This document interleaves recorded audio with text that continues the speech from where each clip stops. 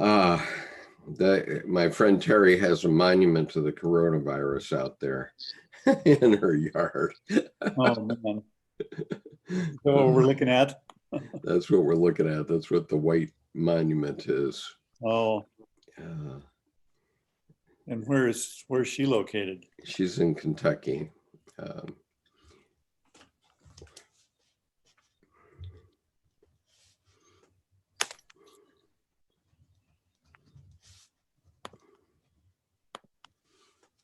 There. Good morning. Good morning. How are Morning, you? Terry. I'm good. I had kind of a depression for me. We've been self quarantined for 7 weeks since I was sick and probably with it. And I had my first down day yesterday. So realizing that, as this goes on, it's okay Mm. to have a down day. Right. And you think you've had the disease? I had an epidemiologist and also my personal physician. Now looking back, think yes. And I came down with it February 25th, and then my husband exactly a week later started with his dry coughing. I had I've never had anything in my chest. I started with a dry cough, and then when I went to bed that night, and I was a little tired, and when I was breathing, I would breathe in and breathe out, and then I kept hearing this whistling noise, and I thought, what the heck? Well, it was me. I had this wheezing thing going on from the get-go.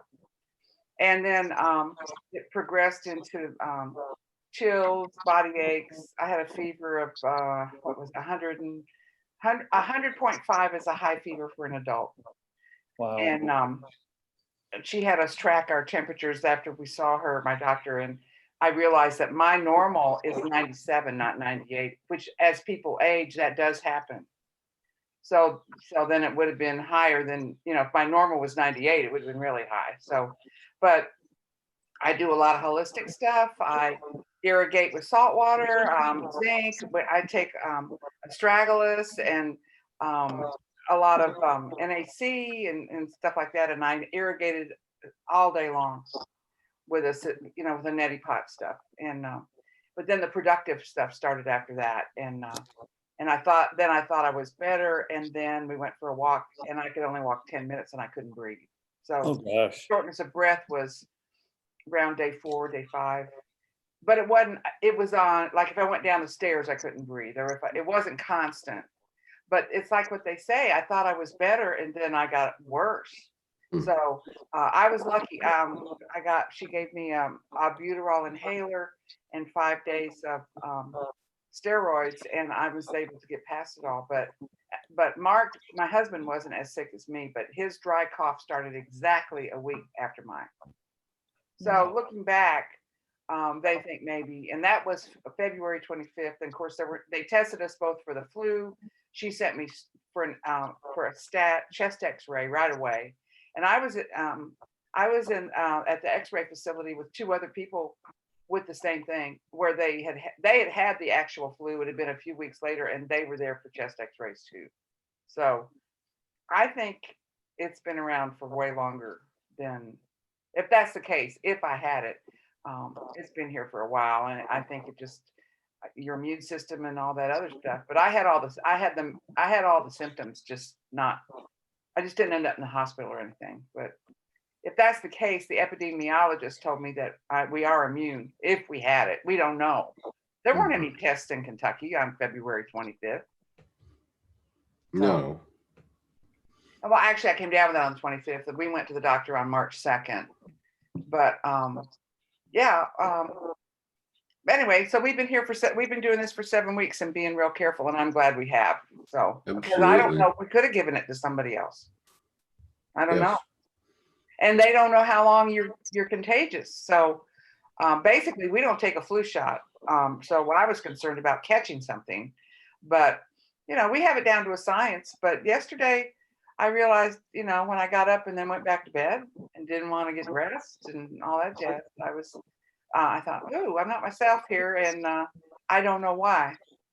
But after 7 weeks, but we do. I mean, we exercise, we walk, we meditate.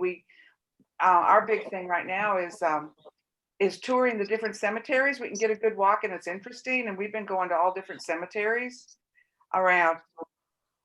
And yesterday we went to Owenton, Kentucky, and each one has a different flavor. And we found a headstone from somebody named Bubba. Bubba. Bubba, I have a photograph, Skip. I need to send it to you. It says, Bubba, I ain't scared. SKEERD. And then there was a rebel flag. And under that it said, he's a rebel on earth. He's an angel in heaven. Righto. So we're entertaining ourselves with that. And it gets us outside. We can take a walk. So we're going to do a book on the cemetery. We live in Kentucky. They are all about the bourbon trail going from bourbon place, bourbon factory to bourbon factory. We're going to call it the cemetery trail, and we're going to do a book. Wow, the Stricklands know how to have a good time. I have to say, that's impressive. Well, walking in the cemetery, everybody's 6 feet away, right? Yep. And it's not crowded, and it's interesting. I always have loved it. And Mark took an incredible photograph. The cemetery here in Frankfurt is up on a hill, and you overlook the whole city and the state capitol. And I'll send this to you, Skip, so you can put it up if you want. But Mark took a photograph of a man playing his violin, standing at the edge of the cemetery and overlooking the city. And it was on the whole front page of the paper 3 days ago, the state paper. So whatever works, I mean, but we make a point. I was surprised yesterday. I was having such a down day because we work at it to try and do all we can before we feel like that. So we won't feel like that. Find the joy, find something, get outside, stay in touch with friends. But in spite of all that, it wasn't working yesterday, but I'm back today. I'm good. I was back after we found Bubba's headstone at the Owington Cemetery. Well, Terry, before we go much further, and then we're going to move on to some other folks, but I'm going to mute. No. Show us your monument to the coronavirus, if you will. This is my fairy garden, and what's on the post is normally a birdhouse, but at Christmas we put the star up. But Skip seems to think it's appropriate. Wait a minute, I need. Yeah, let me put you around here. Is that good? Can you see it? No, you're pointing there, a little lower. There it is, the monument to the coronavirus. It lights up at night. It does? Oh, yeah. We don't do anything halfway here. It's near my fairy garden. Everything lights up. Yeah, incredible. Yeah, lovely. That's my fairy garden there. Yeah, it lights up at night. Hi, Nancy. Welcome.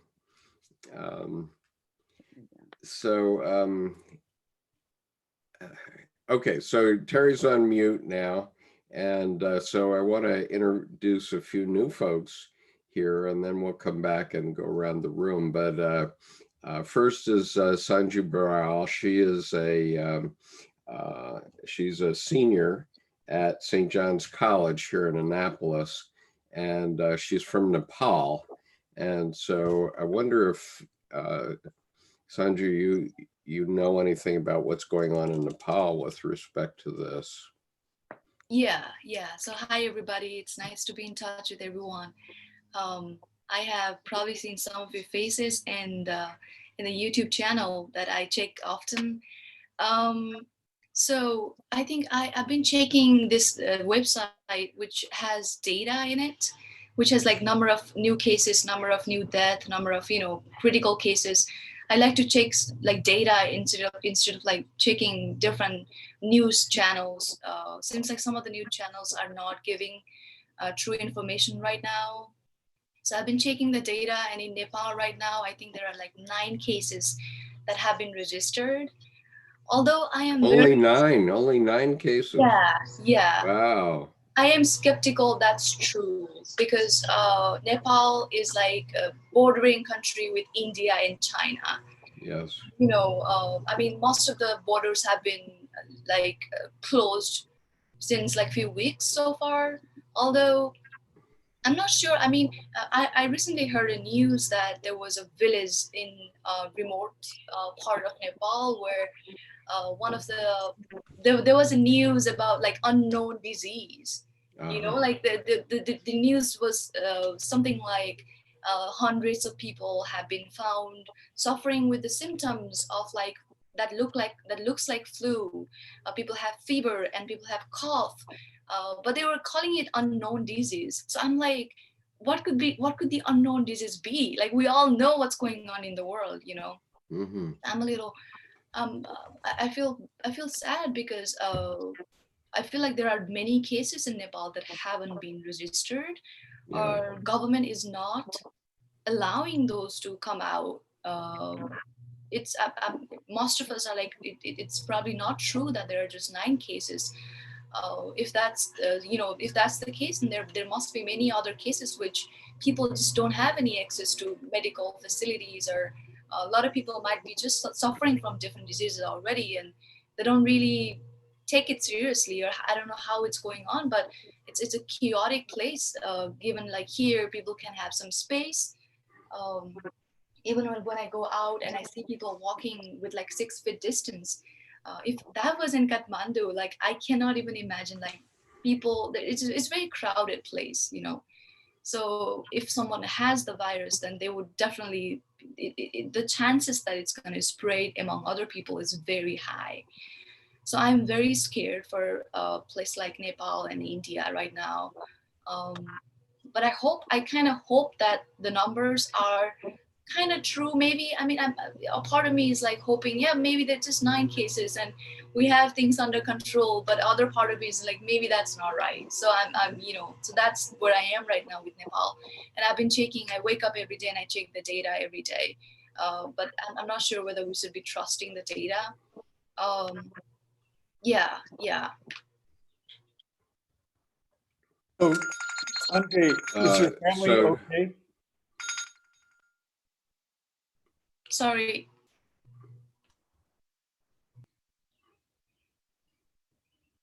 Can you hear us now? Yeah, I can hear you. Did you ask about the family? Okay. Yeah. I think he was asking. Okay. Is your family in Nepal okay for now? So all my family is in Nepal. My mom, dad, sister. So it's a little tough to be like away from family because I mean, I've been away from family for like 3 years now. Yeah, that's the difficult part, I think. But they are fine. They are in lockdown. They have been just inside home for a few weeks now. And I'm actually finding a silver lining that I'm in touch with them more often than like before lockdown. Because my mom is now texting me like 10 times every day. Did I eat? Did I wake up? And this and that, you know. Yeah. So that's actually a good thing. Sure. Yeah. And also that's the same thing with like friends and other people that I feel like I'm in touch with them more often now. So meanwhile, what's happening at St. John's? Are you going to class and so on? So most of our classes have been, online.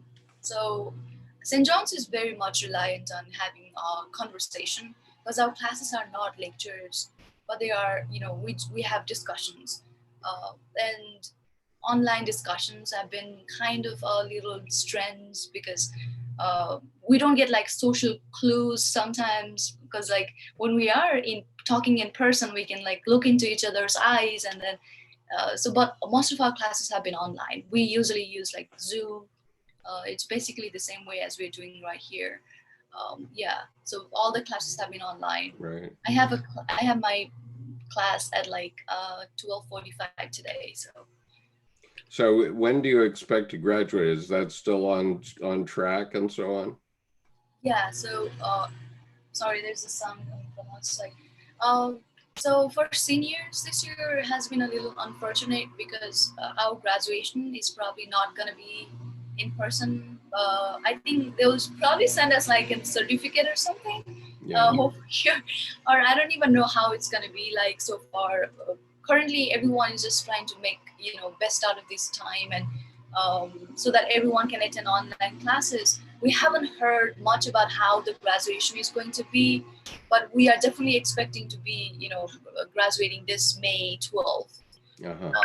So it's very interesting that Sanju is going to St. John's College, which is here in Annapolis, and it's the third oldest college in the United States. It was founded in 1696, I think, something like that. Um, and it's a very severely liberal arts college, because if you study physics at St. John's, you study Isaac Newton in the original. You don't study a textbook that says, well, this is what Newton says and this is what so-and-so says. Instead of that, you have to read what Newton did say, not what professors say he said. And so it's a very difficult, it's a rigorous program. And so it's very impressive that Sanju was able to get into that school from Nepal. So I'm going to mute you now, Sanju, so that we can go on to some others. Sanjay, what do you, Sure. what's your major? So we just have one major at St. John's. We don't get to choose a subject. So our major is something like history of science and mathematics, with Oh, literature, and we also do a music. So it's a all ranging kind of liberal arts, pure liberal arts college. Yep. We study like all subjects, so we end up being like jack of all and master of none.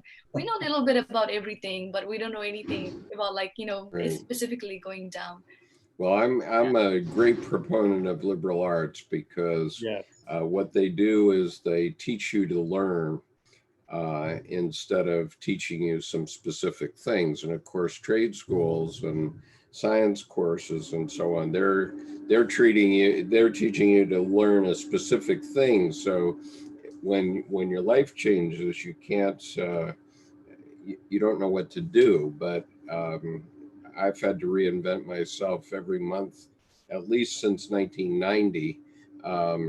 And as a result, I'm well fixed thanks to my liberal arts education. So I think it's a great thing. But anyway, we're going to move on, Sanju. Seema Joshi has joined us. She's been introduced by Kushbu. And Seema, where are you from? Are you from Bangalore as well? Yeah, hi guys. No, I'm not from, I'm from India. Yeah, but where in India? Gujarat. Gujarat. Yes. That's very interesting. Yeah. Tell us what's going on now. Are you seeing a lot of people migrating and that sort of thing there? Yeah, the migration has sort of settled down now, because even government has helped the people, and they have made these makeshift shelters for them.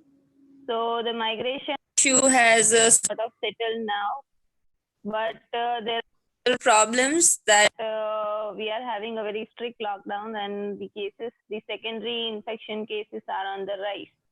So yes, it is quite scary, because every day we've been seeing news that there are increasing number of new cases. Though we do not have any new cases in my city, but my city is really small. So if we will have more new cases, we will have a stricter lockdown. Mm-hmm. So anyways, it is very difficult for now to cope up with this lockdown, because we are not able to go anywhere, and it just feels like, our freedom is all gone. Like we are caged. It feels really weird, it's unbelievable. Yeah. And what is the city you're in Gujarat? Sorry? What is the city? It's Gandhinagar. It is the capital city. Gandhinagar. Okay. Yeah. So Gujarat is in the northwest part of India, and it is the state from which most of the shopkeepers in Bombay come from. They're very entrepreneurial in Gujarat. Yes. Because it was always on the way to someplace else. So it was in the caravan. They had a lot of caravanserai, places where caravans would go. These camels going across the desert type things. So everybody's a trader in an oasis, as you might guess. And So that's what it's like in Gujarat. Yeah. But anyway, tell us what you do. What are you doing for a living, or what are you doing?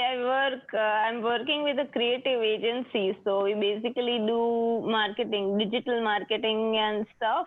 So Mhm. a lot of our work usually also happens online. So this lockdown has not halted much of our work. Our work is going on. Oh, So that that's is good. one good thing that keeps us busy whole day most of the time. Hmm. And yeah, but we still miss office. We still miss working in team. Everything is very slow. It is difficult to communicate. Right, But yeah, we are continuing our work and trying to be as productive as we can. right, right. Yeah. So, okay, so we're gonna move around the room here and see how everyone is doing, because this is a caring group, and we Yeah. want to know how all of our members are Yeah. It was doing. great connecting to you all. Nice to Thank have you, you here, Cynthia. and please stick with us. And Yes. Yes, it's indeed. yeah.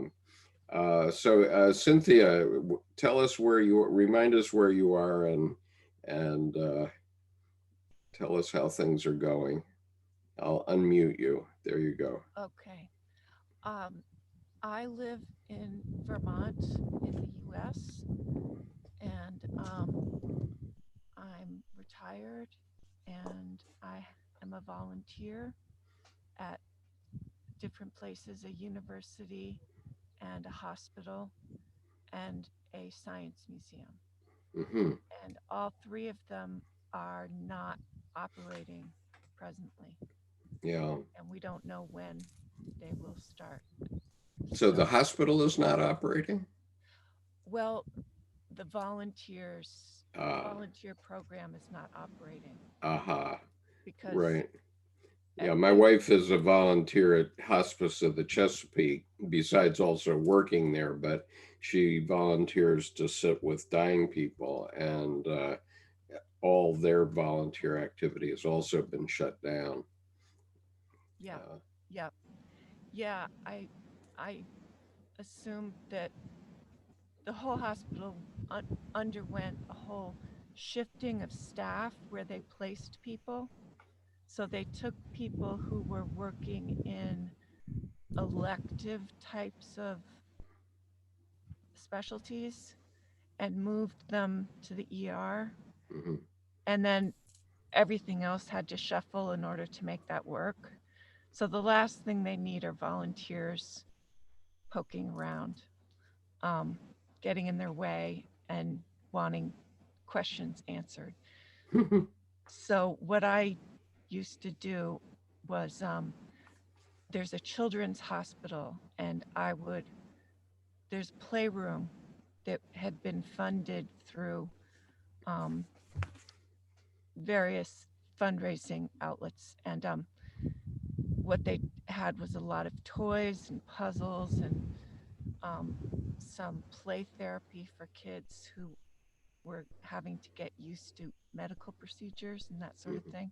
Mhm. And so what I would do is when I went in, I would get a list of children to go visit, and I would either bring them to the playroom or bring them toys, anything from movies to also helping the parents have a break so that they could go get something to eat and Yeah. still have someone playing with their child or just being with their child. So all that is not happening now. So those kids, they're just not getting it, except for by the nurses. Right. And you're talking about kids who are admitted, because I'm sure they're not admitting any kids as visitors, right? Right. Everything is kind of on lockdown, Right. Right. just like we are at home. Yeah, sure. Deb and I went to the grocery store at 6 this morning, and we did score some toilet paper. That was nice. Yep. but I got the last two packages of toilet paper in the store, and that was at 10 after 6 this morning. They opened at 6, and there were only two packages on the shelves, and we were buying for both our household and my mother-in-law's household. So it was lucky that we could get two. Yeah. So anyway, well, thank you for being with us today. It's great that you're here. Kushbu, tell us what's going on in Bangalore at this point. Namaste, everybody. Hello. Namaste.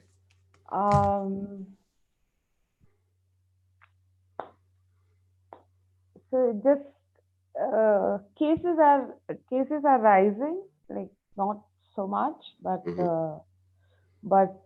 it is rising the way it is expected. That is how, like, according to me, like what data I have been following. But there is this thing that this lockdown is gonna go away. You know, it is getting into me that this lockdown is gonna go away. Like now, when I'm walking my dog, like it's no problem at all. Like I walk them unleashed, and we don't walk, we run now, and it feels so safe. Like finally, like I have been on my own like how many years now? I don't know, 50, 60, 16, 17 years I've been on my own. Oh boy. And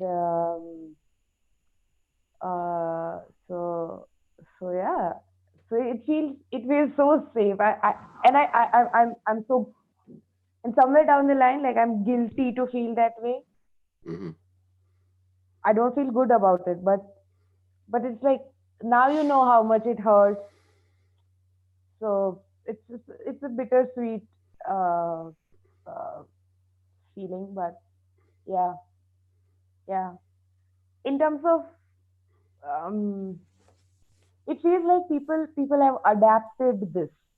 The way I know it, like the way I feel it, it feels like somehow we are okay with this. We can do this. That is quite significant. Like comparing to the way things were just few days back. So few weeks back. So it is like I'm kind of grateful for this time, if not for this virus. But yeah, I feel a bit grateful about this time. Yeah. Yeah. It's strange how comforting I feel just being a part of this right now. And Can I break in a moment? Sure. Kushbu, thanks and thanks to everybody. I need to take off to teach a class, but I'll be back again next time. So carry on, and good luck to everybody. I hope to talk to you soon. Thank you. Yeah, thanks for being here. So Tim is my partner on this exercise and has been helping me put things together. We're going to have a few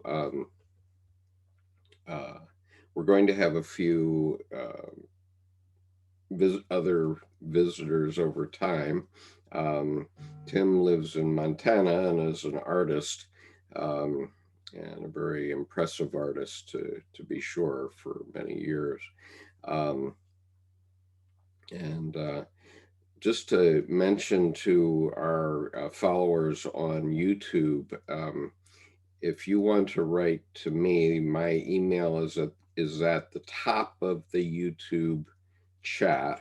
And if you would write to me on my email address, if you're interested in joining our panel, tell us who you are and where you are and what you'd like to talk about. I can provide you with access. Unfortunately, we had open access, but that turned out to be a problem with security. So we're now having to admit people with a password and so on. And so I'm sure there are several people there that would be worthy additions to this group. We're supporting one another on a global basis. We currently have, let's see, we've been talking about 3 other countries, and we have people from 7 US states here at the moment. I'd just like to take an opportunity here, because I did have a very nice note this morning from Dr. Tamara Russell, who is in London, and she might join us later. But what she said is, Skip, I am with you and this effort in the archetypal space, feeling very connected, although not physically present. I can really sense your beautiful heart in your work. We are together. I will join at some point and would love to share some insights coming that are coming thick and fast, and working hard to discern what is real and what is madness. I'm working hard here to support the many who are experiencing psychosis. She's a mental health professional, and getting extremely activated, these people who are experiencing psychosis. Mindful movement in my work and the neuroscience tells us that this is the brain route to both soothing and healing a psychotic break, plus, of course, the heart work and compassion. And then she provided me with a place where they're dealing with, check out also my colleague from Weathering Storm Psychosis work at the Mindful Center of Excellence. And I will put that link on the YouTube channel. So that others who might watch this YouTube session later will be able to see it. Let's see, there was a little bit more there that she had. Also, my neuro take, and with another groundbreaking Brazilian psychiatrist, Sylvia Arcuri, mainstream trained, but now almost exclusively working with mindfulness, compassion, and Amazonian florals to treat her patients. Keep in touch, and at some point I will join you also facing the same issues with Zoom. Embrace the shadow side. She says, I invite the trolls in saying, welcome, come and move and meditate and share our experience. But I don't think that Tamara is attempting to have a global chat like this. I think she's giving her class online, but maybe not trying to also communicate with everybody as she does it. I'm not sure about that, but anyway, so that was Tamara's message to us, and I'm going to put that also on the YouTube chat, and I'll put it on the chat for the Zoom session in just a moment. So meanwhile, we have Dr. Joss Sangalang here. Are you ready to talk? Joss, how are things going in Hawaii? Okay, can you hear me? Did I unmute correctly? We can hear you. And oh, okay, great. Well, for one thing, it's like 5 o'clock or 5:30 in the morning here, so aloha. And for those who don't know the meaning of aloha, aloha means love. And so I'm sending you my love virus to everybody. And I hope, well, it sounds like we're all together and we're connected. I just wanted to give you a little saying here to kind of start the program, because in light of what your friend Tamara said, Skip, complimenting you on this program, it's all about connection and even though we can't physically touch one another, but the main thing is that we connect from the heart. There's a saying that life is more accurately measured by the lives you touch than of the things that you acquire. And so I think this shutdown is all about staying grounded and going deeper into our hearts and finding out what we truly value. Because as I said yesterday, it's all about sharing with one another and finding out how we can create the greatest value in the short span of our lifetime. And our lifetime is on a relatively speaking, on the large scale of the universe, is only a little nanosecond compared to the billions, trillions year old planets and the whole, we can't even fathom how old those planets are and the galaxies. So our lifetime, relatively speaking, as Einstein would put it, is really very, very tiny. It's very brief. But we feel we have the experience, the opportunity to feel this quote time, this linear time. And so what are we going to make of it? And that's the important thing that we need to kind of dig and focus on. What is the meaning? Not so much as what is the meaning of life, because that's the wrong question. What is the meaning of your life? Absolutely. Can I speak? Sure. I'm a bit, I don't know if the word's perturbed today. I just went out to get some milk, and one of the newspapers, and it's been on MSN in the UK, that we have a domestic abuse hotline, and it's up 25% rise in calls. So I think that for me, I think it's quite triggering coming from a home where there was abuse, like there was violence towards my mother and generally violence growing up and sexual abuse. So I'm quite a little bit triggered at the moment by the reality, like I'm okay in my home, but I'm very aware that not everybody's going to have this easy. There are going to be people out there who are in desperate need, who are not getting the food they need. And there are issues. So whilst I'm seeing both sides of this, like the love, like Joss is saying, like I can feel the love and bring that in. But I think that I'm hoping that people, all of us, don't overlook the reality of people that are next door to us. Like if we hear something that's going on that's odd or out of order, that we stand up and that we're able to use our voice as we need be, as we see things occurring, and not just shut our eyes. That's what I'm really feeling at this time. The other thing, astrologically, as an astrologer, evolutionary astrologer, it's showing at the moment did anybody see the pictures of Jupiter that's been put out by NASA today? No. It's beautiful. Stunning pictures of NASA have been uploaded to the internet that they've put out in the last 24 hours. And Jupiter in astrology is to do with expansion. It's to do with truth. It's to do with learning, and it's to do with sharing information and teaching.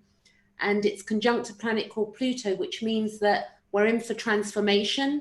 But in that, there can be a lot of expansion in what's untruth as well. So there's a lot of conspiracies going around which are annoying me a bit, like there's a 5G thing, and there's people saying that Trump is arresting all of the pedophiles and all of the traffickers, and there's too much information coming through at the same time that can be very unsettling for people that have complex PTSD issues. So there's a mix. I'm a bit mixed today in my feelings. Yeah, I'm sure all of us are mixed in our feelings, no matter what. So Cindy has told me that her voice is not good today, but she Cindy Curtis here is a psychiatric nurse at Johns Hopkins. And fortunately, she's not in the room with us, so she's not coughing on us. No, I'm here. I'm here. She is in the room with us, but she doesn't have access to our air. And so Cindy has sent. Last night, she gave a very meaningful talk about what she was doing to stay healthy, and she's mainly using an herbal strategy. And I'm gonna share the screen with you for a moment, because this is the prescription that Cindy is following. And I don't know if I've lost Cindy. You're No, still there. I'm here. Okay, so can you talk us through this, or is your voice too rough for that? Well, I can talk through and I'll cover my mouth so I don't transmit. Okay. Okay, I take this every day. I take it 3 times a day. I haven't progressed to 6 times a day, and I've been taking it for a month. My naturopath doctor, who's also a MD, feels that this particular protocol, which comes from a herbologist who has been an herbologist for 30 years, has definitely made probably an impact in the severity of my symptoms. And many of these particular herbs, some of them are very common to us, like astragalus and rhodiola and cordyceps, but some of them are not. And some of them are used for other conditions like lupus, like Lyme. I have a history of Lyme as well. So this herbologist works a lot in that community. But I take these in warm water, and I've attained them in tincture in tincture form, in the little bottles where it has the dropper. And it has the breakdown of how many parts. There is a for those of you that really like meaty, informative papers, there's a 19-page document that Dr. Buhner has put together that I can make available. Yeah, please do. Okay, and it explains in detail how and where the virus attaches to the epithelial cells. And so I went ahead and I took that 19-page paper and broke it down to this particular protocol, and got approval that this is exactly what the 19-page paper was referring to. But there's a lot of narrative in between, so to try and I keep this on my table next to my my herbals, and I follow it, and I usually put it in a glass of water, probably about 4 to 6 ounces. And it's best to not drink cold water. The virus really likes cold, especially, and I wanted to say this yesterday, if you do go grocery shopping and you wipe down the outside of your containers, definitely do that before you put it in the refrigerator, because whatever viral particles might be on your outer cardboard of your food products, if it's from the freezer section, definitely wipe them down with either an alcohol wipe or something before you put it in the fridge, because the fridge will not kill it. In fact, it will help it survive even longer. It really does not do well in heat, which is the other thing, is to be able to get sunshine each day. If you're outside, even if the sun's not shining, but direct sunlight is good. It helps to ward off further replication of the virus. So, but I follow I follow this every day. There's a couple other that are not on this list here that are additional herbs. But my providers really feel that it has thwarted the viral, its ability to really take strong hold in my upper. It actually, the way it comes in, the viral particle either comes in, it can come in through your eyes, through the membranes, but most of the time it comes in through your nose and your mouth, which is, why they say wash your hands and don't touch your face, mostly because viral particles don't migrate, but the more you touch your face, you don't really know where they're at, and then you touch your face again and again. So that's probably the biggest challenge, is to not touch your face. But when you wash your hands, you need to wash them and lather them without putting them in the water for 20 seconds. So you want to lather and lather and lather for a good 20 seconds before you put your hands back in the water. It's very important. And what the soap does, and it seems a fairly benign agent to be so effective, but if you think of a link, a chain link, many of us as children, we used to make chain links out of construction paper. If you think of a chain link, what the soap does is it breaks the links. And then as you're breaking the links for those 20 seconds, when you put your hands back in the water washes them away, which is why for years we, have always known that when you wash your hands, if you just put them under water to rinse them, it doesn't do anything but get the germs wet. So it's always important to use the soap, but you want to scrub without putting your hands back in the water for the whole 20 seconds. I'm trying to think of some other tips, but basically the virus comes in through your upper respiratory area. It attaches to the ACE2 enzymes on your epithelial cells, and it kind of sits there and begins to take hold for about a good 4 or 5 days.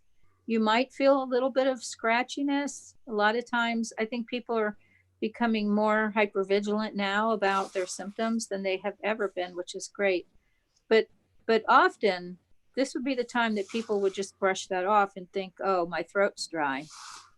So the other important method, if you're not experiencing any symptoms, that is great. But to drink water just take a sip or two of warm water about every 15, 20 minutes, because that brings it down into more of your gastrointestinal area, where for a person who has normal gastric acids will help destroy the virus. In my particular case, because of pre-existing conditions, my body doesn't produce gastric acid, so I have to take enzymes to do that. So for me, I'm having a big manifestation of symptoms in my gut. Oh. So anyway, I think I got on a bit of a roll there without coughing. So thanks, Cindy. That was actually quite helpful, I think. And I did want to add, though, with the person who was just sharing before me, and I listened to Joss, and that is also true. It's, to stay positive. It helps your immune system. We can get through this. You can get through this. But on the flip side, there's a flip side of the coin for many people who have difficulty staying in a positive realm. And so it is very disheartening. I have found over the last several days, for me as a healthcare provider, I needed to keep up with what was going on. And also on a personal level, it helps me to determine where I fit into all this, for a matter of perspective. But there's a lot of conspiracy theories going online. And I've seen people I know that I know real well just kind of flip because they've been exposed to some documentary type information about 5G, or that this is a government depopulation strategy. And it is scary because we see people we know, and there are people that were not normally troubled before are very troubled by this. And so it it is a scary time, but I think the more that we can look inward and try to find our place of peace and happiness and joy is going to help us get through this and allow that creativity to shine through. So, Cynthia, can I ask you, have you had the virus, or have you got it currently? Have you got the virus, your cough? it's presumed positive. Yes. Because I'm day 28 and I've just recovered from it. Like it's taken 28 days. And I spoke to my doctor in the UK this morning, and they said the cases they're seeing that are not tested, they're getting the feedback that it's about 28 days. I was tested 13 days ago within about 3 hours of my symptoms coming on. Yeah. And when I was discharged about 9 hours later, they needed the bed. And I wasn't progressing to need ICU, so they went ahead and discharged me and gave me instructions. But the doctor at that point said that because I was tested so quickly, I was tested within an hour and 50 minutes of coming to the ER, and I got to the ER within an hour of my shortness of breath coming on, that it did not at all surprise them that my test came back negative, that it is absolutely a presumed positive. And the only way to know it's not was if my symptoms just went away.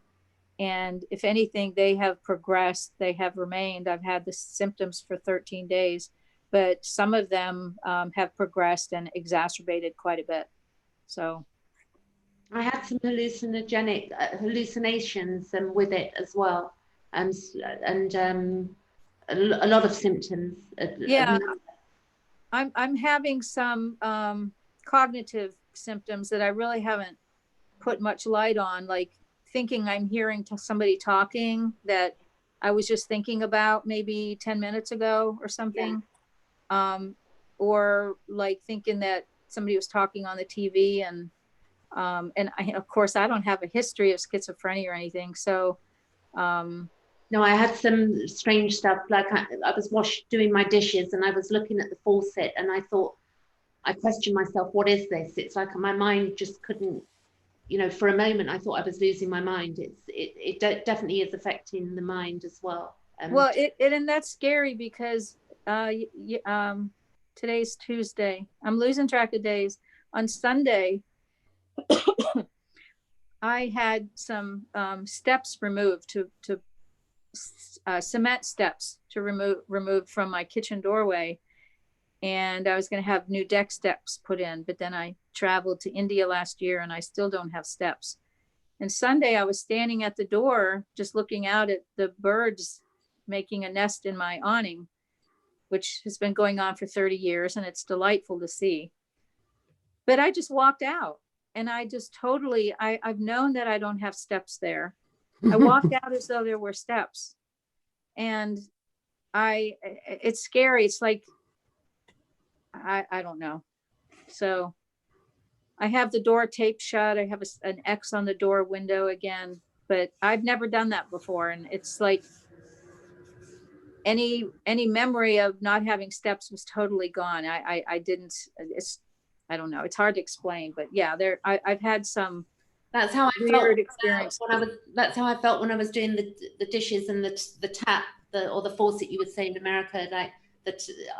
It's like I didn't know what it was for a minute. I was, yeah, so it's definitely causing a bit of strangeness, but who knows? Right.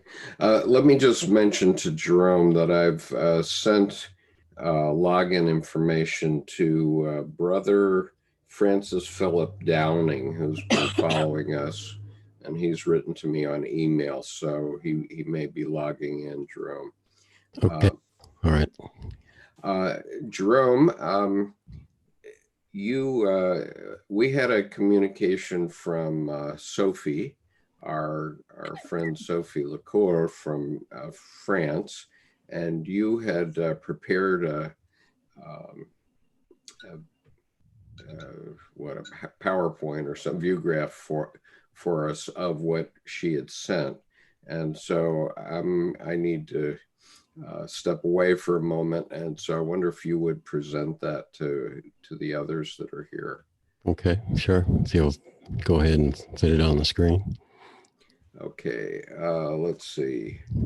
I'm gonna put it up just a moment. Coming up. Yeah, what was Sophie's last name?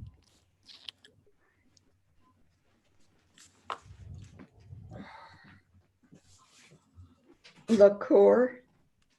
Okay, yeah. Well, she sent a nice email, and it had some quotes from Sense8, a Netflix series, who was directed by one of the Wachowski brothers, I think. Has anybody watched this series? Not yet, but I plan to watch it now. Yeah. No, not yet. Yeah. Okay. Well. Oh, okay. And what she did was just sample some quotes, and for that the actors. I haven't even watched the series either, but I love the quotes that she sent. And the first quote is, "The real violence, the violence I realized was unforgivable, is the violence that we do to ourselves when we're too afraid to be who we really are." And does anybody have any comments about that? Well, that kind of goes in with, I think, what I talked about last night.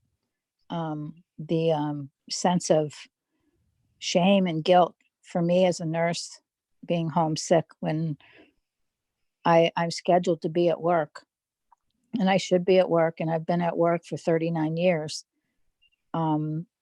And so there's a sense of that I'm not doing what I'm trained to do, what I want to do, what's in my heart to do to help people, where I'm instead here helping myself. But then a friend last night after our meeting online, he texted me and he had said, "Cindy, you're just a casualty of this, just like any other human is." And so I realized that my being home and allowing myself to try to heal, because that's very hard for me to do. I've just extremely hard. Many, many times I've not been able to do that. But that is in fact helping other people. And so that's my gift, is that I can help stop this spread, at least from this one person. Yeah, it's to me, when I read that, Skip, we're just on the first quote. Oh, I'm sorry. Let me go back then. Yeah, we were on the first quote. Yeah, okay. About the violence, and I've noticed, and also we mentioned that the violence for the domestic abuse is flaring up, and I think that's something happened to your share. Yes, not everybody has a safe place to be or food to eat. Yeah. You're Skip, you're sharing your whole screen or something. I don't know what happened. Oh, okay. Wait a minute. I beg your pardon. Sorry for the technical folks. I know what happened. I was showing Sophie's stuff, and then I went over to check what's going on YouTube, and yeah, okay. Yeah. Well, Jerome. Yes. Hi, this is Joss. Yeah, Joss. Can I just comment on a few? Cynthia. Yes, thanks for sharing. And when you reveal what's going on with how you're healing, it really does help for not only for me but everybody else who's taking in. I'm really attentive to you and Penelope and Cynthia, or Cindy. You're from Johns Hopkins, right?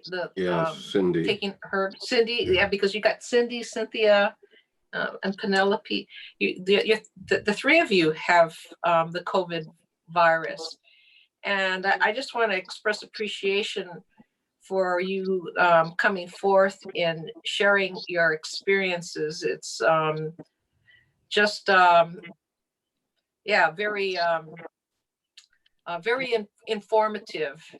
And you're going through a lot. And I can imagine sometimes having these bouts of fear going on and doubt. And like with you, Cynthia, not feeling that you're doing enough, even though you are doing a lot. So I just wanted to thank you. I also wanted to share to Penelope, I know that you brought up the topic about domestic violence and abuse. Well, I was also in a abusive relationship. And I have to thank Skip and Debbie for helping me during that very difficult time in my life. And because of that, I think, well, I consider Skip and Debbie in my extended family. And this happened, you know, many years ago. I left Annapolis close to 10 years ago, but I lived in Annapolis, Maryland for more than 20 plus years. And so when you talk about Maryland and Johns Hopkins and all these familiar places, it brings back wonderful memories and some sad memories too. So yes, I do feel for many of the women or men who are in an abusive relationship and at this time going through such, you know, challenging times during this COVID pandemic, because they are trapped. And right now, yeah, all I can say is I hope that we all feel this feeling of kindness and caring. And if we do come across people who are, you know, giving signals, like if they're going to the grocery store or the pharmacy or whatever, we can somehow help them in kindness and compassion by steering them to authorities that might be able to help them. Yeah. Do you think that the in terms of the domestic violence, that it's the anger is trying to come out and they can't push that anger somewhere else and use it properly, but that's part of the problem, is just a repressed anger that I think part of it would be that I think people being in that close space together, that it goes on anyway, that there's a level of narcissism in all of us. There's healthy narcissism and unhealthy narcissism. And when you've put people together to a point where they're normally getting away from each other, and even children that would normally, where children are receiving narcissism, sexual abuse or violence, where they normally go to school and they're getting that space of 8 hours a day away from the parents, and they've got a structure. Now the parents are in their faces, and partners who don't really get on, who, you know, are able to disassociate through work or other means, and, you know, or going down the pub or not going home at all. It's all of that's been removed. So it's a tricky one, hey? Tricky. Yeah, whether it it's is. suppressed, it's there. I think I've been, you know, I quite like my anger, and I've really looked at my shadow over the few years. So I allow my anger when it comes up, and I'm aware, and I know when I'm done enough work that I can call myself out now when I get a bit unruly with people, you know, even in conversation. I've had a few the last 24 hours but I can be real with people and say, you know, I'm being moody right now, or I'm able to vocalize what's going on enough to not allow something to flare into something that gets completely out of control, because I can speak about my feelings. But I had to learn to do that. And it took me to 50, you know, and doing my PTSD work to get to that point where I could verbalize and, you know, be vulnerable with people and tell the truth of what's going on. And again, we're not all compatible. Like some people we have to stay away from as well, definitely. Yeah, they've got different motives, in other words, and so the anger, different consciousness, you know, different consciousness, and right, and things, different levels. Yeah, we all have different ways of thinking. Then we have different reward systems by doing that thinking. Yeah. And Sorry, I have to interfere in between. It was great listening to every one of you. I have a call that I need to catch up with the call. I'm gonna listen to the YouTube version of this conversation. Thank you very much. I hope to be part of this conversation again and see you again. We'll be here on Thursdays. Okay, yes, I will be here Thursday. Yes. Thank you, Sandra. Yeah, Nice to bye. see you. Take care. Bye. Bye-bye. yes. Well, we got to the first sentence of the quotes. Right. Well, meanwhile, there's a message here from Brother Francis Philip Downing. He says, emotional pain is cracking me open at this time because of relationships, brings healing and contact with the self, which is divine, not known before. It's beautiful, but cannot force it or manage it before it seems to be a synchronicity. Our times with contacting a deeper depth of self. And then he says it was blocked before, but by obstruction between heart and mind, a cramp I didn't know was there, dissociation, depersonalization, derealization, depersonal, inner derealization, contact with world beyond skin. So thank you, Brother Downing, for sharing that with us. You know, I'm sure all of us, I know that Debbie and I, when, you know, we're in the house together all day, every day, we just did two weeks of shopping, and we basically live in 3 rooms, so there's no place to get away from one another. And Debbie is in the other room working for hospice online as we speak. And so, you know, I noticed myself getting irritable a little bit during shopping, and Debbie will snap at me, and we have to say, oh, that's me. I'm realizing that it's this reaction to being forced into this solitude space. And so we all have to remember what Jung said a century ago. I'll just read it again. Solitude makes people hostile and venomous. Therefore, give people dignity and let each of them stand apart so that each may find his own fellowship and love it. And so, you know, most Americans are extreme extroverts, and so the ones that are extreme extroverts, it doesn't happen to be me because I'm an extreme introvert, but the ones that are extreme extroverts are having to face themselves up close and personal. And so it's a very serious issue what Penelope and Cindy are talking about, and Joss, and we all have to check ourselves about our own anger when it starts to emerge, and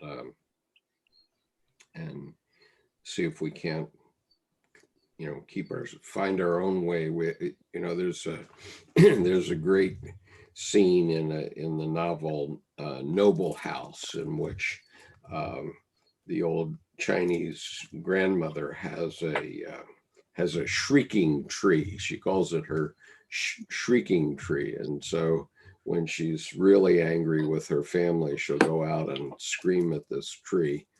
And of course, that was archetypal because it's also in the Bible, and I believe it was Palm Sunday, wasn't it, Nancy, that that Christ stopped at the plum tree and shrieked at it for not bearing proper fruit. I don't remember exactly, but something I did want to say about that, about Jesus' behavior in that period, is that he was facing his death and knew it. And he was showing a lot of the signs that people who have been given a terminal diagnosis show. In studying death and dying, there are the different stages that cycle around through life, and showing anger is one of them. And I think we see Jesus doing that several times in that short period before his death. Right. And there is, well, I don't have it handy here, but I think you may be able to see if I hold this up.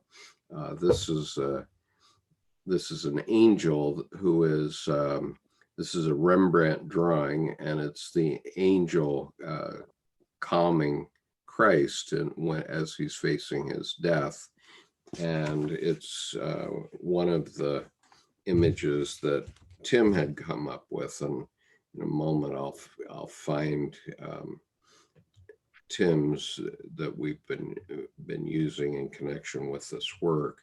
And let me see.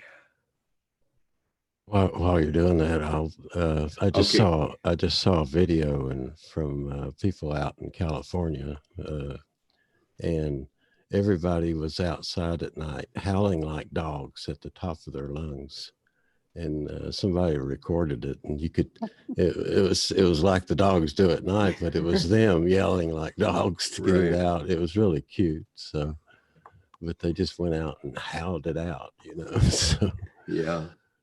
Let me see. You found it? Oh yeah, here's just a second. I'm just trying to decide what version to show you. Okay, so this is Tim's rescuing angel, because it's sort of become a logo for this operation here. There it is. All right, we're going to share this. Boom, there it is. So there's the rescuing angel. And Dr. Edinger, when he's writing this book about the Bible, the Christian archetype, he reminds us the Holderlin verse from his poem called Patmos, P-A-T-M-O-S. And the quote is, where danger is, grows also the rescuing power. And so when you're in the most dangerous situation, something will come to you to help you through that time. And, you know, I saw that in both of my parents as they were facing the end of their lives. They definitely experienced, you know, a rescuing power. And the last 2 weeks of my mother's life were, between she and me, were the sweetest of my life with her. And she told me two great secrets that had never been told to me before. And one was that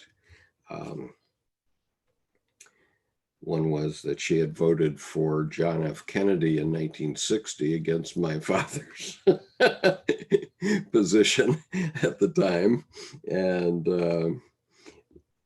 And I had heard her joke that she canceled out my father's vote, but I didn't take it seriously at the time. I think I was only 14 or something when that took place. And the other was that my two grandmothers had 5 abortions between them in the 1920s. And that was quite a stunning fact, obviously. And you know, these were both very straight-laced Victorian women, and to have an abortion in the 1920s was committing a felony, not only by them, but also by the doctors who were doing it. And so we have to put that question in our hearts and and think about how the fact that abortion wasn't available in the past was just brutalizing our society at the time. And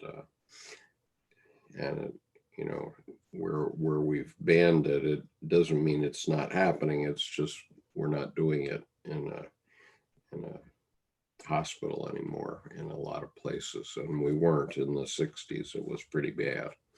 And I have a fraternity brother who was involved in getting, I don't know how many women, but helping women get 5 abortions during the 1960s illegally when we were in college. So it's amazing how those facts come out at difficult times. But anyway, do you want to go on with the quotes now?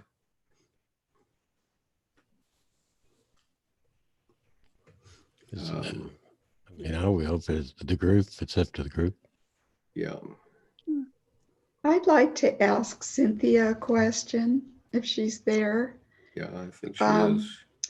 What she said about how fast that came on worries me for myself, and I wonder if she has any advice as to steps to take if I begin to see these symptoms in myself.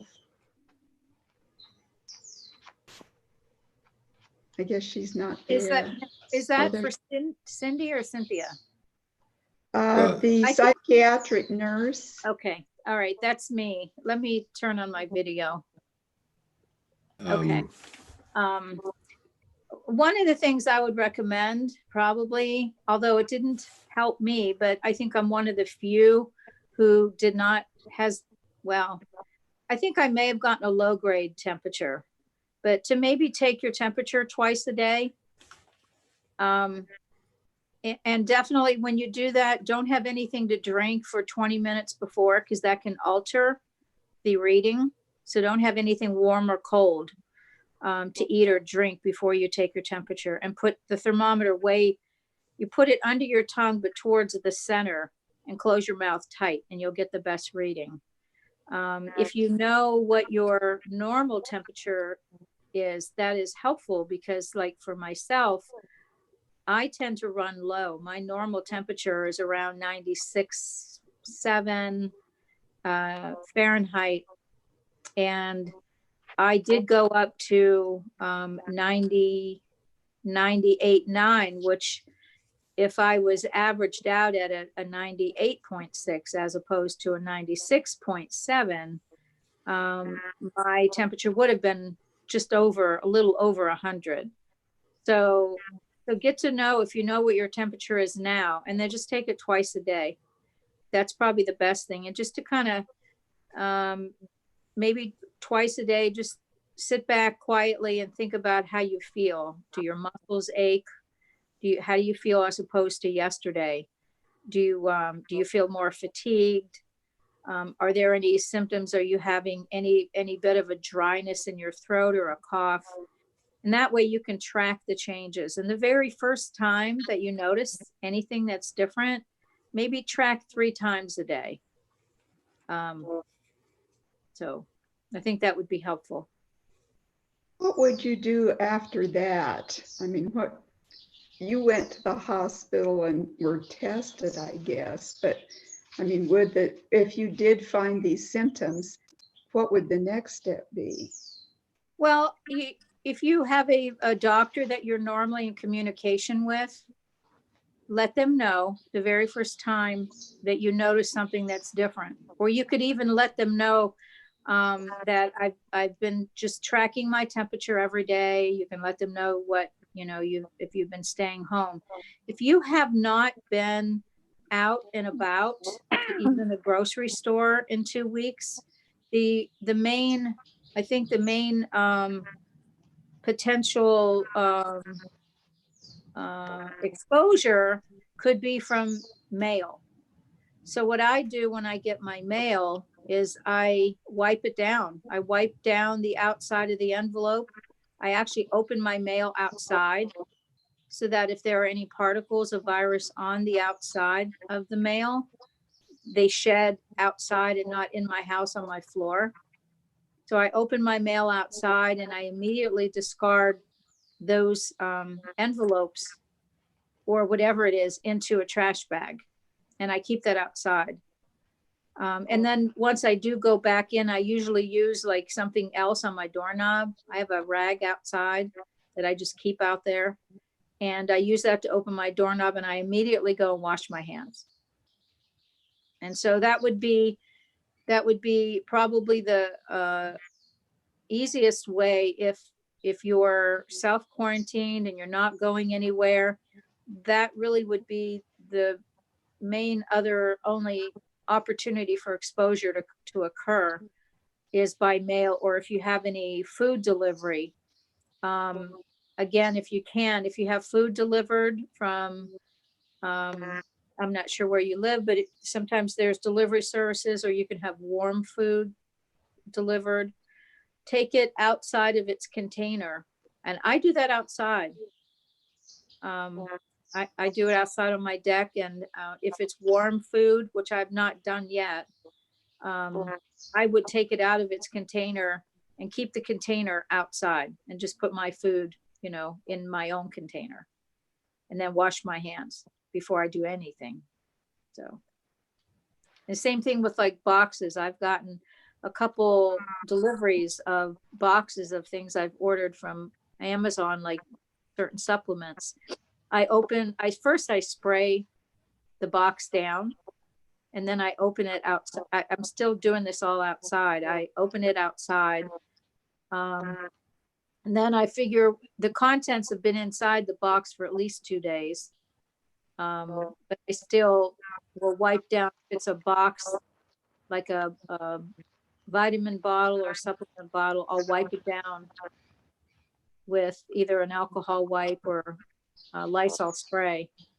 Yeah. And I just don't put it in any area where I have food preparation. So I keep it all in one area. So I really am very aggressive with how I try to minimize any potential viral particles from coming in my house.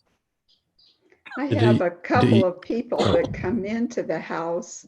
I have a college student living with me, and he goes out to get his groceries and comes back in. We did a little talking yesterday about sanitation and so forth. And then I have a gardener who comes, and he also gets my groceries and brings them. And I don't know that he's all that careful about his own hygiene. Right. I feel kind of helpless in light of those two situations. Well, what you could do is, I don't know where you live, if the weather is well enough, if you have a small area outside that he could, when he comes, to bring them and just sit them on a chair outside and thank him. And, whatever you need to do, thank him, pay him, and he's gone. And just if you have gloves, that's good. Even if you don't have any kind of plastic, if you have even mittens, something like that, mittens or winter gloves, put those on. Get your food, your groceries out of the bag that he brought them in, and put him in a bag that you may have had in the house. That way you're again minimizing what you're doing. But I would really speak to the roommate that you have and consider how you can create distancing. I don't know if he uses your kitchen. Yes. Okay. Yeah.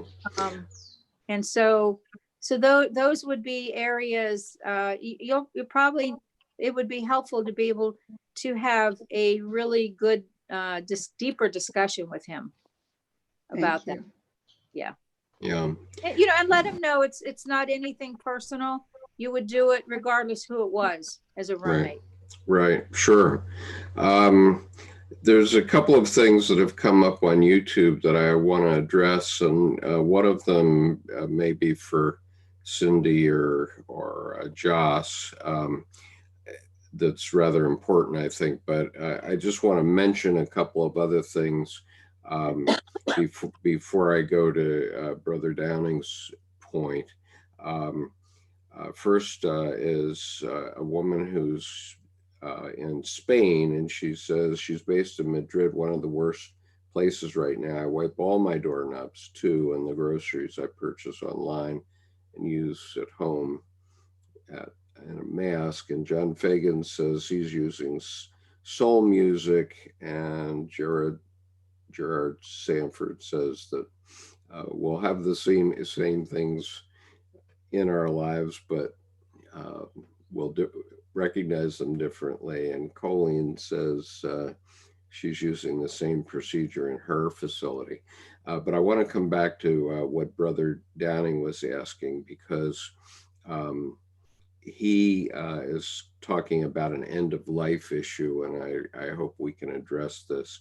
He said, he asked if we've heard of pattern interrupt, and does anyone feel or know anything helpful here, looking at the end of life and the threat of coronavirus fear inducing by way of the fear mnemonic? And the fear mnemonic is false evidence accepted as reality. That's what, I mean, the word fear is an acronym for that, false evidence accepted as reality. Do you have any comment on that, Joss or Cindy or anybody? I have a comment, but I'll save mine until the end. Well, am I muted, Skip? No, we're hearing you. Okay. I mean, I have a degree in psychology, even though I'm not a practicing psychologist. I am a hypnotherapist. But what you're talking about there is basically the level it's of the grieving state, but it's also for people who know that they're going to die. It's a denial period, and so this is denial, and we're all reaching for last straws, it seems, when we get scared. And of course, all of us are scared now.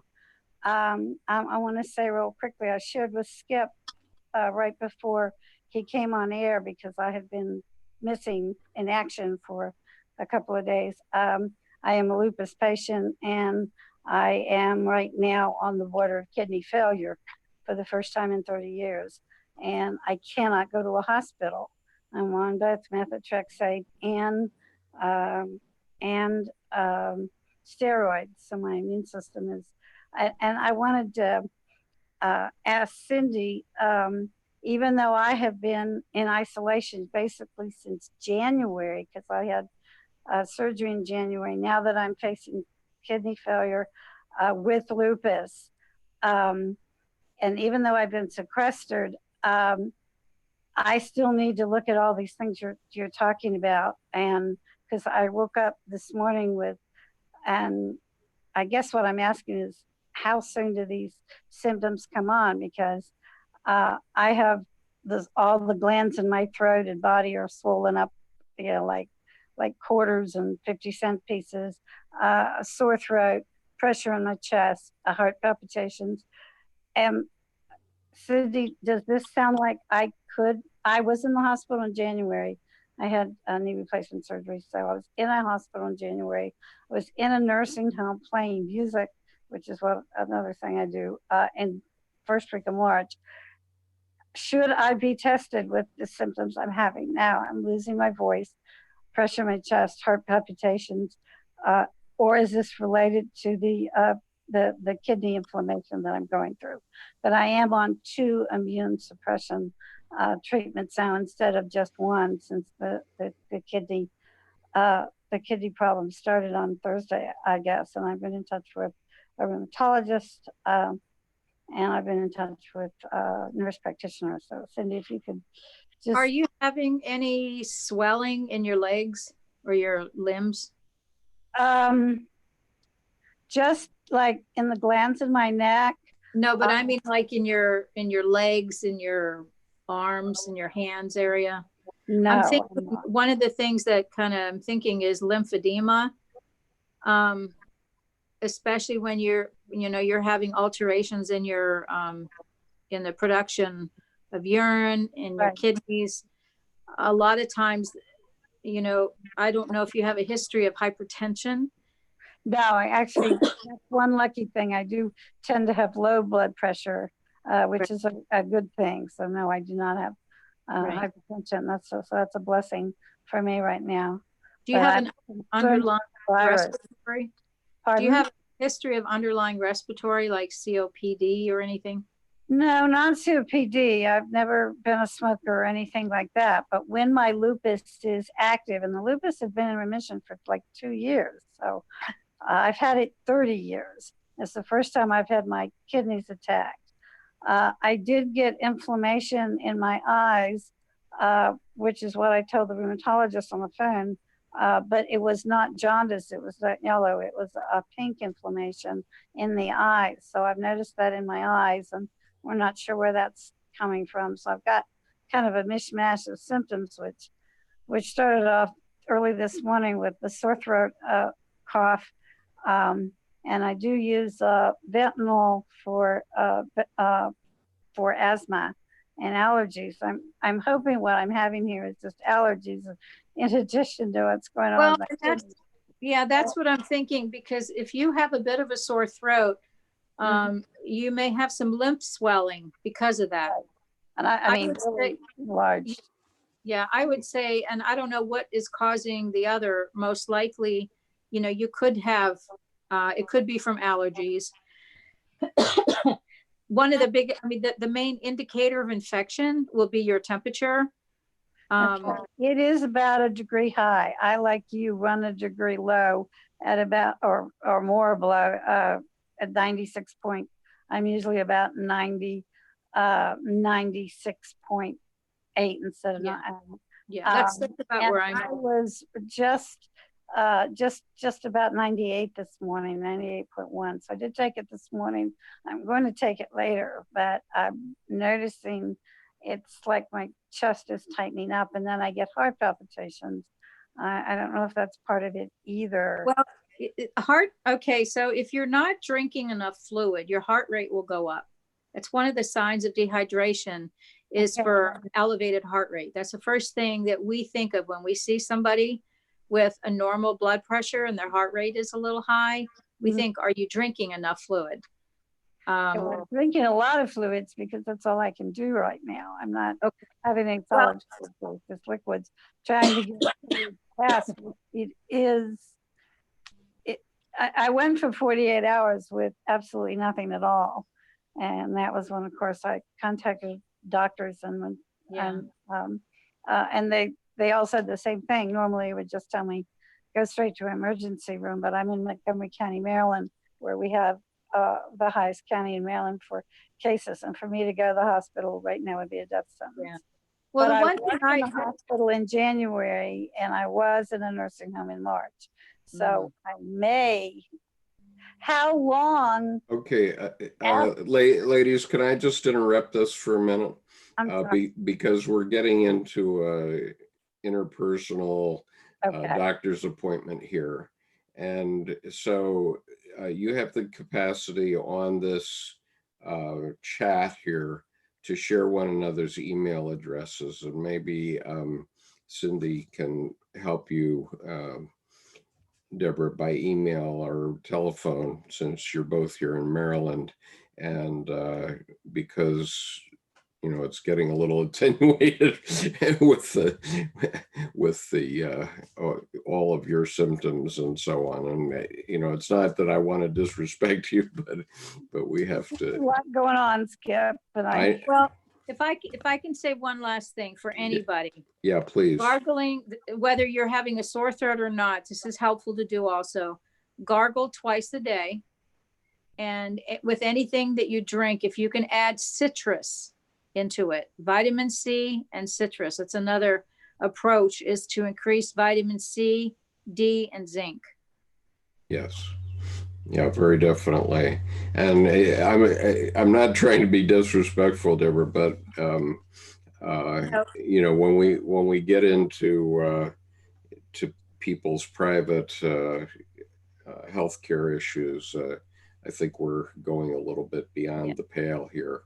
And I think Cindy knows what I mean. And since this is going to be broadcast on the YouTube channel, I'd rather you deal with those things privately in some way. let's see, but I do want to Skip, yeah. I'd also like to just make a comment about. Yeah, please do. You know, for instance, some of the remedies that you suggest, for me personally, is I'm very allergic to a lot of that stuff. And anything with lemons or limes would just destroy my system. So you have to know yourself before you take this. I just want to caution people is all, is to not to take this, but it may help some people, but you need to know yourself, your body type, and what you can deal with. So I pray for you, Deborah, in terms of, good luck on this.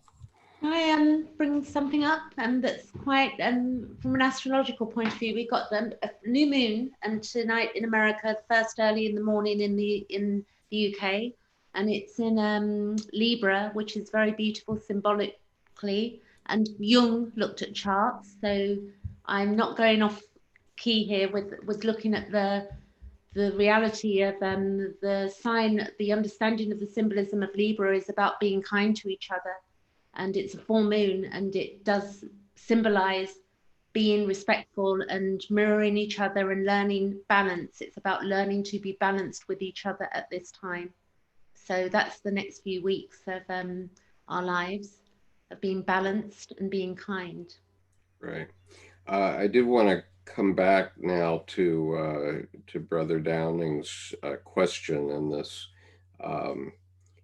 this issue of fear, and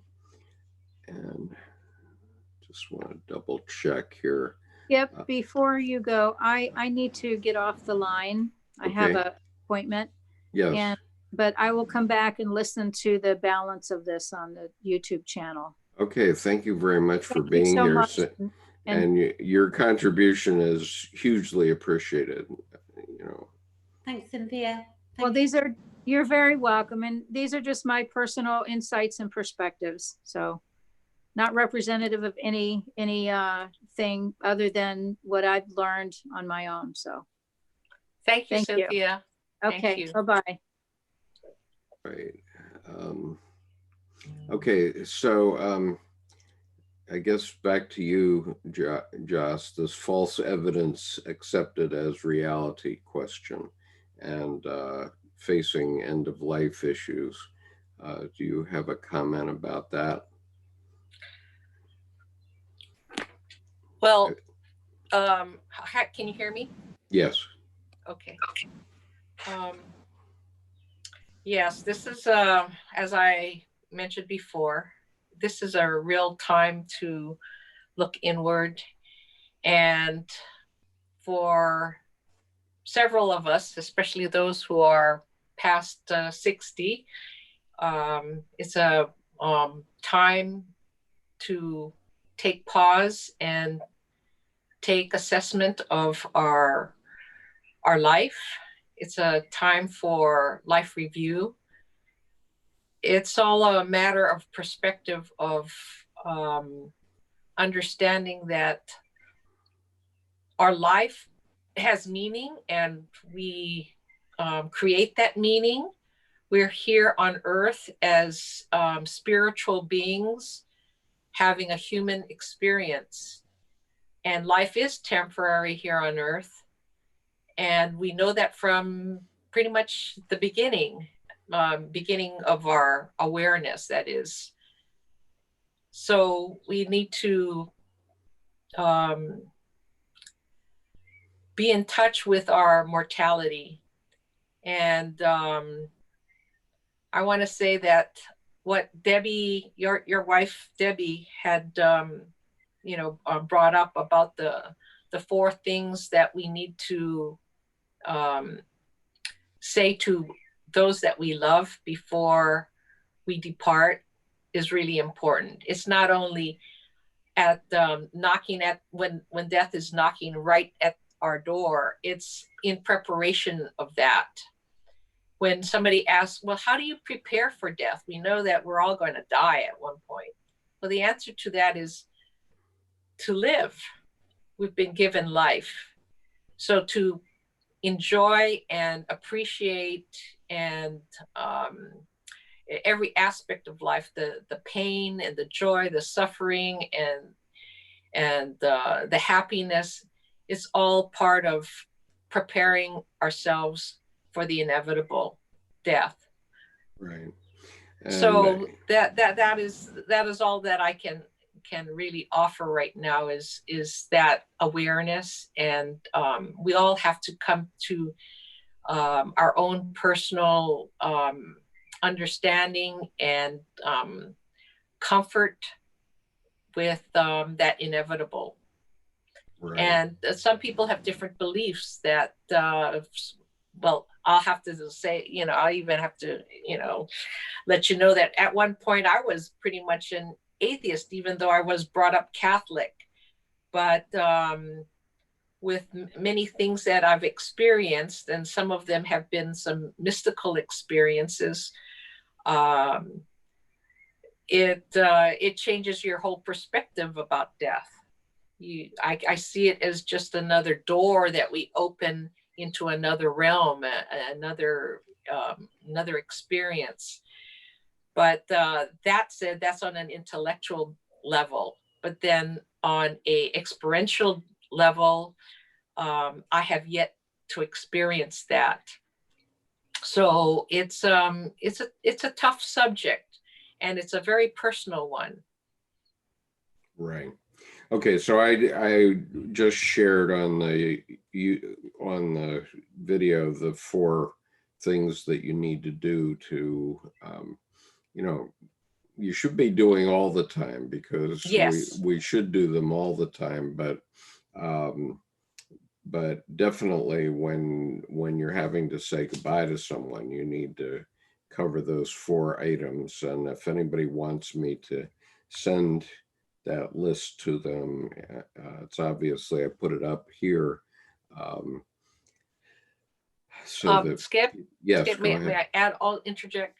Right now we have the time. I mean, those who are in this panel and we're able to chat, that means you do have time. Right. So before you get super sick, this is the time to make amends, go through your atonement, call up that auntie that you haven't talked to in many years, or even a past girlfriend or boyfriend that you hurt and because you were, inconsiderate at one point a long time ago, and it's still, that person is still lingering in your mind. If that's so, then be bold and make that phone call and chat a little bit and make a connection, and anything that brings you peace, do it now. Yeah, I agree with that, because if you have to go into the hospital, you can't see the person, you can't touch the person. I mean, that's just tragedy. So if you do it now, at least beforehand, and let them feel appreciated. And then I saw a video where they could chat with an iPhone to the person, and the whole thing was, I love you, and, hang in there, and I appreciate your courage to stand there for yourself. And so that you can do that, but it's not the same as in person. So. Right. And just a second. Okay. What I want to observe, and this is a problem for a lot of Americans because we are so extroverted. In other words, we think of our life as out there, and it's around things and so on, and we don't know to look within. And part of that has been an issue about how Christianity has been taught over 2 millennia, which is to suggest that the spiritual powers are out there somewhere instead of in here. And And so when you come to the end of life, I mean, if you're a man in the United States, a lot of men are dependent upon the logos, and that means into, you know, rigid rules and that sort of thing. And a lot of men have gone away from the church because they, you know, look up, we have these telescopes, we can look back to the Big Bang, we can look down to the smallest thing in the universe, the Higgs boson, and there's no God there. But that's not where God is, and that's the problem. And so we have to look within for that, because that's a completely different space. And so it seems to me, and I think that this is essentially true for all religions. I don't know if Kushbu is still with us. Maybe we've lost her. But I think it's more or less the same for all religions, that you have to be finding the rescuing power within yourself. And Dr. Jung was very clear that, you know, older people who are just facing normal end of life issues in terms of, you know, just in terms of old age, you know, they are often operating as if it will go on forever, and actually it does. And because I take my mother and father as an example, and my brother too. All three of them have died now, and in terms of how I'm with them in my life space, it didn't change by their deaths. In other words, I feel as close to them today as I ever did. And you know, you're going to lay down some tracks during your lifetime, and there are not going to be any more tracks. But on the other hand, what happened during your lifetime isn't going to go away. That, you know, that is rippling down through the centuries and affecting people, as I've often said about my grandfather's fiance. You know, her life, you know, I don't even know her name, but her life was certainly meaningful to us, to me, because we wouldn't be having this conversation if it weren't for the fact that she had died in 1918 from the Spanish flu. And so my grandfather married my grandmother. And so I don't know what that young woman's life was all about. I don't know her name or anything about her. But what I do know is that her life had meaning and is still living within me. And, you know, well, I'm digressing, but in any case, we have to look for this rescuing power. And so the you know, sort of a Christian image is this image like Tim painted, which is this image. And so that angel isn't a creature that's going to come out of the sky like a dragon on the movie screen. That angel is coming to you from within you. And my experience is, I mean, once you have had that experience, and it will come at a time of trauma, and I will see if I can find a link to a talk by the author of Trauma and the Soul, Donald Kalshad, and I'll put it on the chat here in a moment if I can find it. But anyway, that rescuing power is within you, and you need to be looking for that inside, not out here, because prayer is a petition to your deeper self, definitely. So anyway, other comments on that?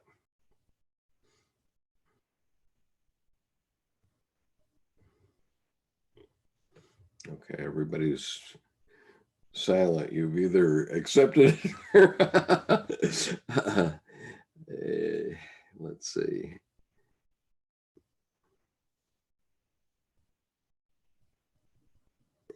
I would just like to share that one of the blessings of this time and of my own fear and realization my life could be very short in coming days is I find myself just delighting in the simplest things, the song of a bird, the taste of butternut squash, the sun rising in the morning.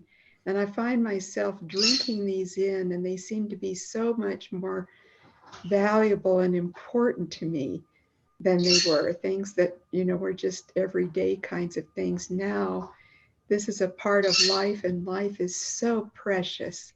And so that's really a lovely thing for me.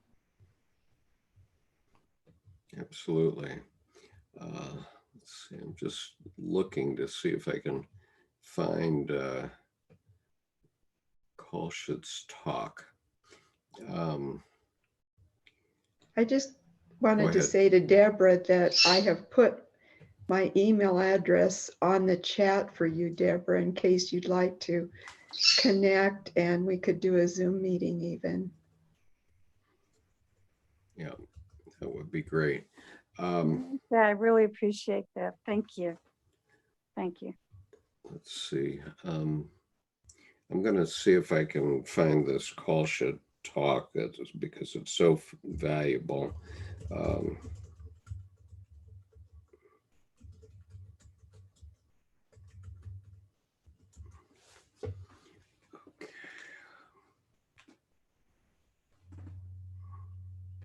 Yeah, I found it. Kushbu just came in again. Oh, she did. Good. I'm glad you're back, Kushbu, because if nothing else, I definitely want to have you close out our session again. Now, why is this not going up? But anyway. Yeah, I dropped my phone and it got switched off. So then it was a process. But yeah, I'm here. Yeah. Okay. There's a link that I'm just putting onto the YouTube channel to Dr. Donald Kolschit. And that is not the one I'm looking for, but at least it'll be a starting point for everyone. And let's see. I can also send it to the people within Zoom. That's the link. I'm back also. Cindy. Oh, I'm sorry. Oh, hi, Cindy. Hi. Thanks for coming back. And Rashmi Dange says, I'm 18 years old and I never realized how the sound of birds can make you happy. Thanks, Nancy. And, a lot of people don't even hear birds. I mean, Debbie and I have been noticing in our neighborhood that it's so quiet now because there's usually our river, the Severn River outside where we live, is just filled with boating traffic, and there's this dull roar, and plus the highways are very noisy. And so we have a very high level of ambient noise in our community. And so it's amazing to be able to hear that. But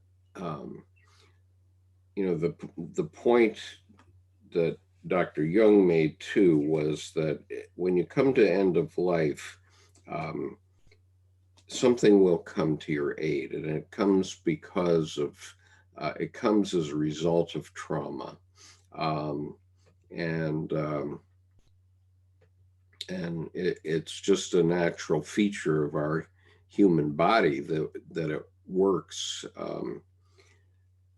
so well for us, and so it will come. I mean, the good news is that it will come, and whether that you see that rescuing power as an angel or something else, for me it was finding Dr. Young's work, so that now, years later, I pick up any piece of Jung's work, and it's like picking up all of it simultaneously, like a it's a sort of a parallel multitasking tracking, where if I read one sentence of Jung, I'm back in the whole gestalt of his mind and teaching. I mean, I obviously have missed a lot because I don't know. I don't know. I never knew him, so obviously you can't get into someone else's mind. But to the extent anybody knows Carl Jung, I think I have known a lot about him, and so all I have to do is pick up one of his books, and many people do this with the Bible. Okay, the same thing. You can do it with the Bible or the Quran, if or the Bhagavad Gita. That if you've studied these documents all your life, then they're going to offer you solace in the end.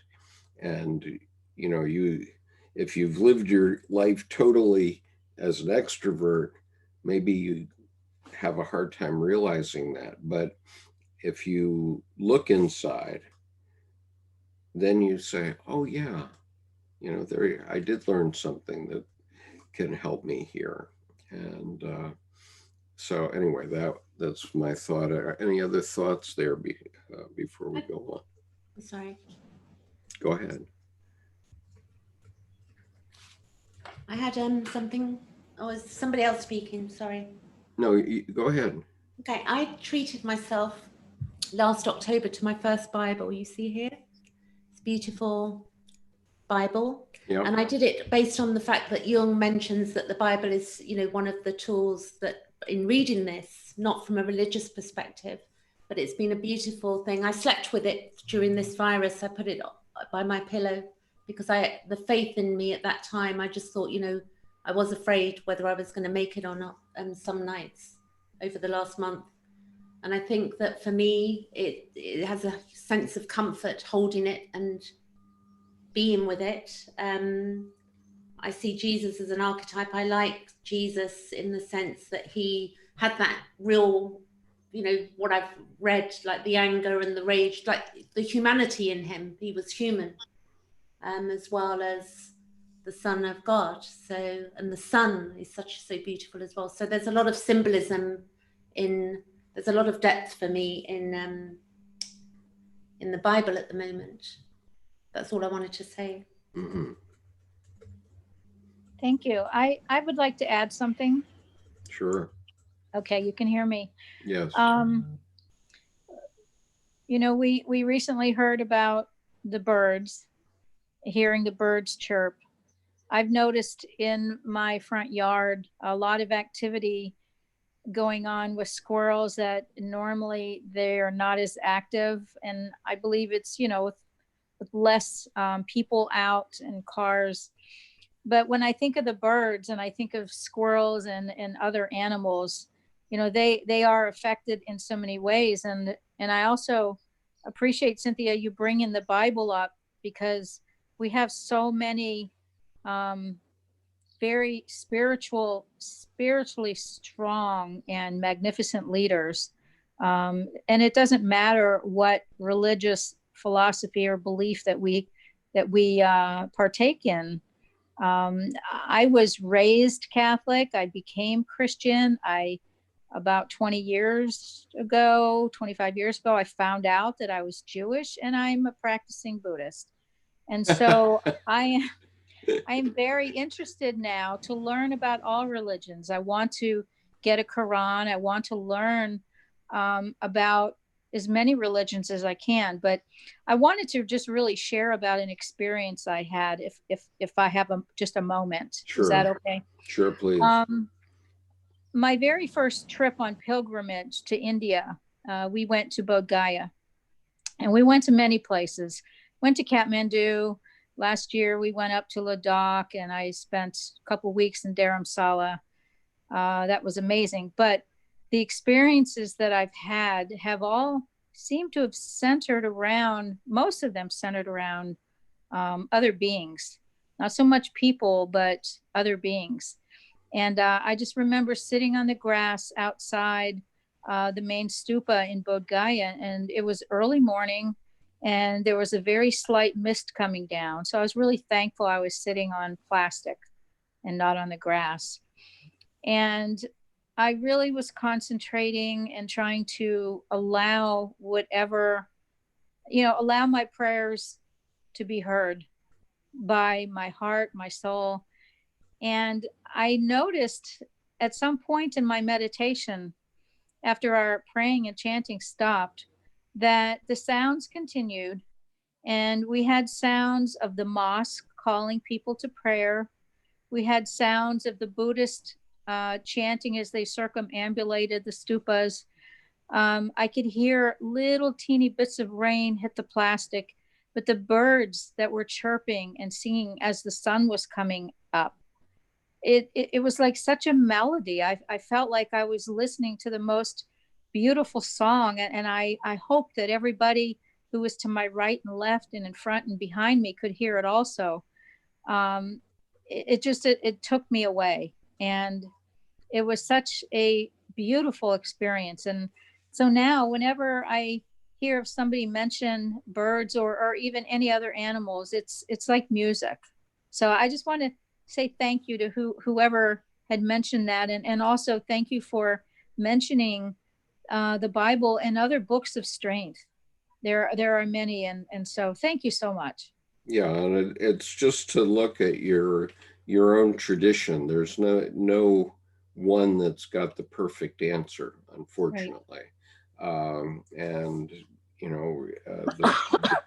the people that developed Christianity were men of faith and with good heart, but they were also politicians and had power issues and so on. And so we have to take the dogma that they came up with a grain of salt, and understand that it may not work exactly that way in your own life. And so you can't be a little child. As Dr. Young said, you're not little children anymore.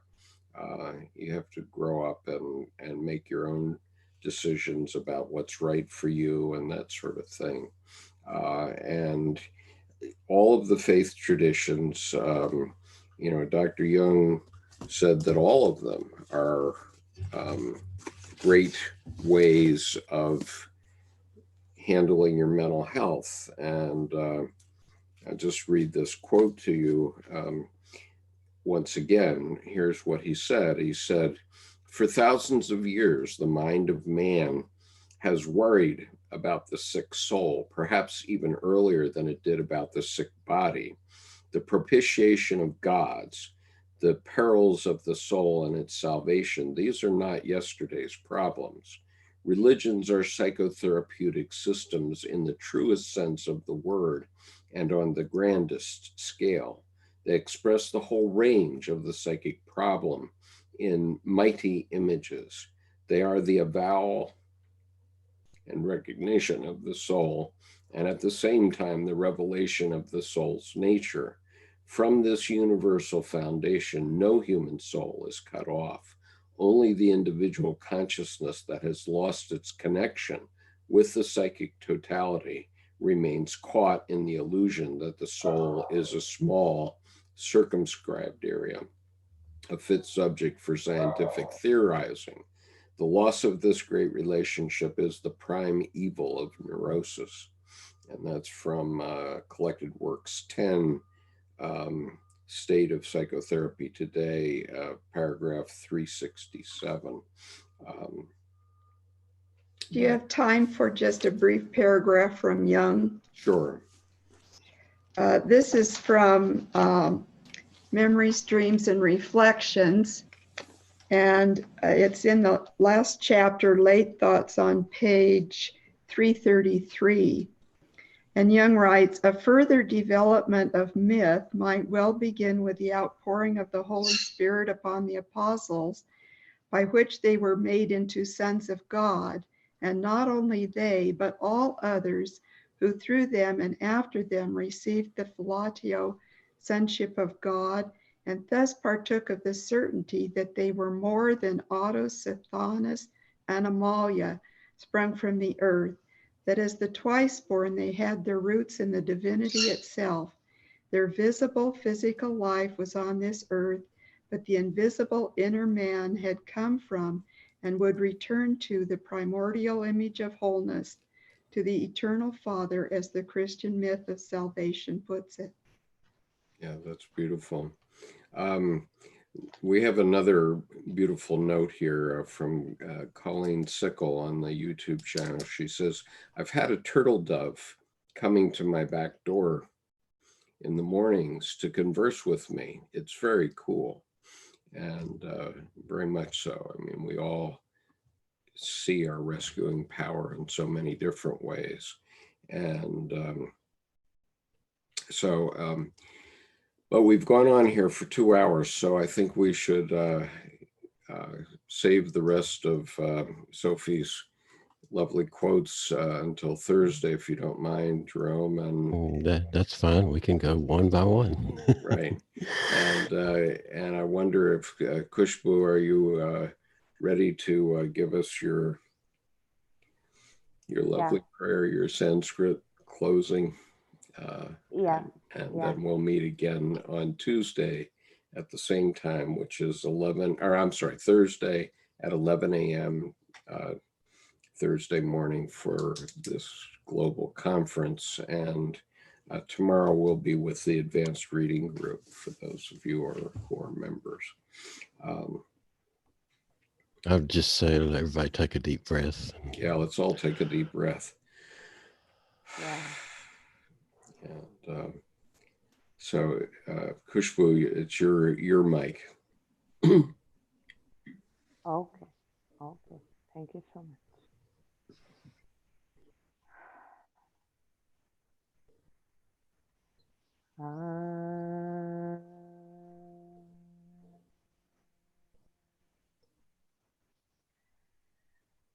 Loka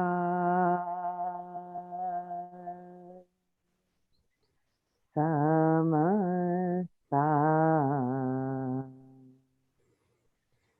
sukhino bhavantu.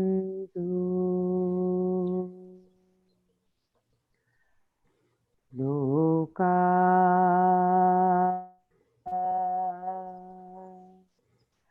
samasta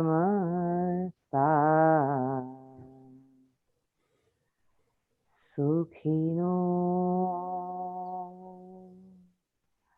bhavantu.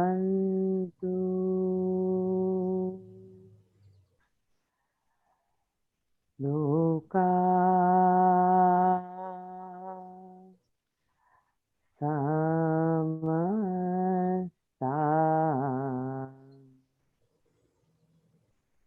sukhino bhavantu.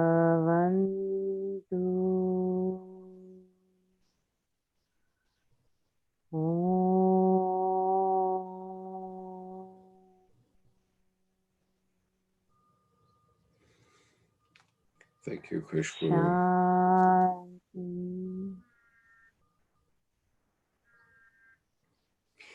So,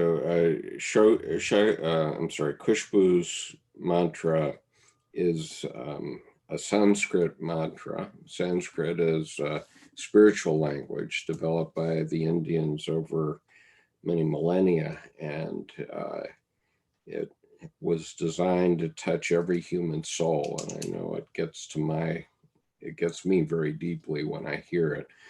There's one other thing that I wanted to mention here. Gerard Sanford has mentioned that the birds around here are sounding like a bird sanctuary with a lot of, with 100 kinds. The birds never seem to worry.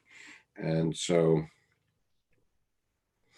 just remind you of one of the teachings, I think it's in the Sermon on the Mount, where Jesus said, consider the little lilies of the field.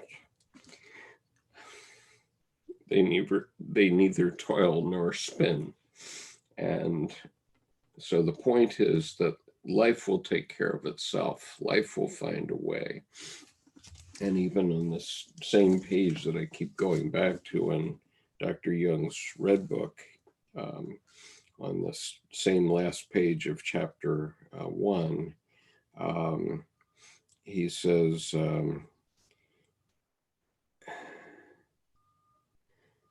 give humanity dignity and trust that life will find the better way.